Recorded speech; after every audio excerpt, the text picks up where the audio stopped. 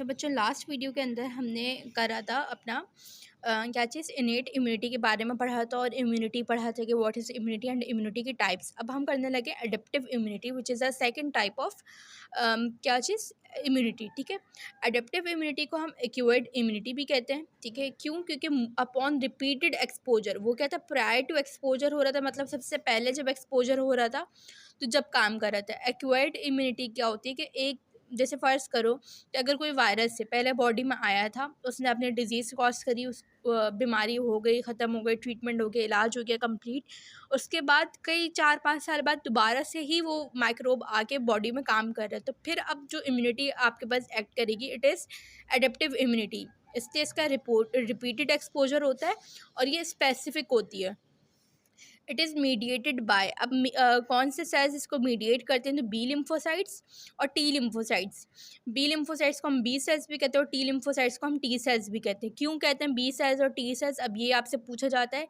B sales इसलिए कहते हैं क्योंकि ये बोन मैरो में बनते हैं, और टी लिम्फोसाइट्स को टी सेल्स इसलिए कहते हैं क्योंकि ये थाइमस में बनते हैं। ठीक है, बी और टी लिम्फोसाइट्स के 3 इंपॉर्टेंट फीचर्स हैं, आपने याद रखना है। रिमार्केबल डाइवर्सिटी, मतलब ये different antigens, millions of different antigens के साथ जाके काम करते हैं। इनके अंदर लॉन्ग मेमोरी होती है।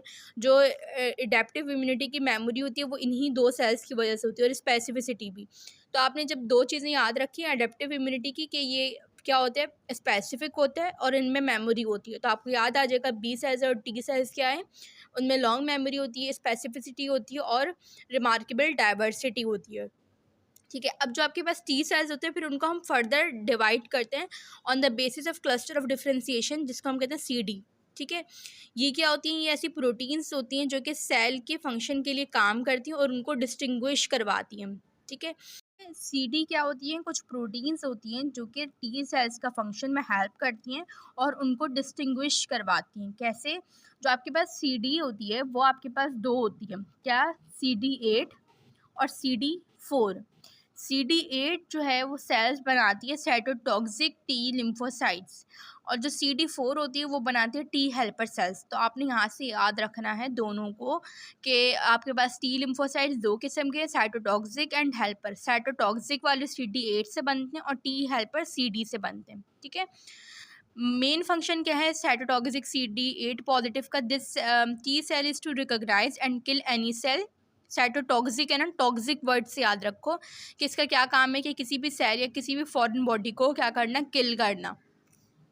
जबकि जो आपके पास हेल्पर टी सेल्स होते हैं ना, इनका क्या काम होता है, हेल्पर है, ये हेल्प करना है। इनका क्या काम है कि बी सेल्स को इंस्ट्रक्शन देते हैं कि भाई जाओ तुम जाके अब एंटीबॉडी बनाओ।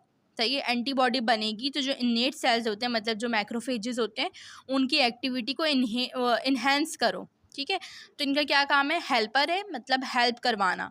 ये इंस्ट्रक्शन देंगे बी सेल्स को कि जाओ जाके एंटीबॉडी बनाओ ताकि मैक्रोफेजेस अपना काम अच्छे से करें। जबकि जो साइटोटॉक्सिक है, इसका क्या काम है कि सेल्स के जो भी फॉरेन प्रोटीन्स आ रही हैं, कोई भी फॉरेन बॉडी आ रही है, उसको किल करना। मेजर फंक्शंस आपको यहाँ पे नज़र आ जाएंगे, ये वाला चार्ट आपने अच्छे से कर लेना है।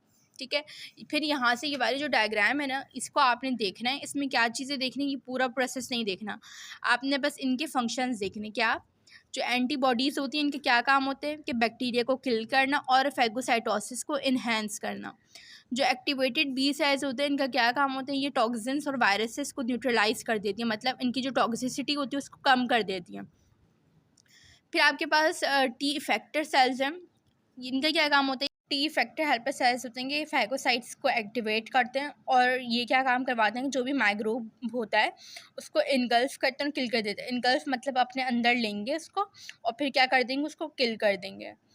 साइटोटॉक्सिक टी सेल्स, साइटोटॉक्सिक वही वर्ड टॉक्सिक से याद रखो, डायरेक्ट इन्फेक्टेड सेल जो होगा उसको किल कर देंगे। तो यहाँ से आपने ये जो चार्ट बने हुए, इनके फंक्शंस को आपने यहाँ पे याद रखना है।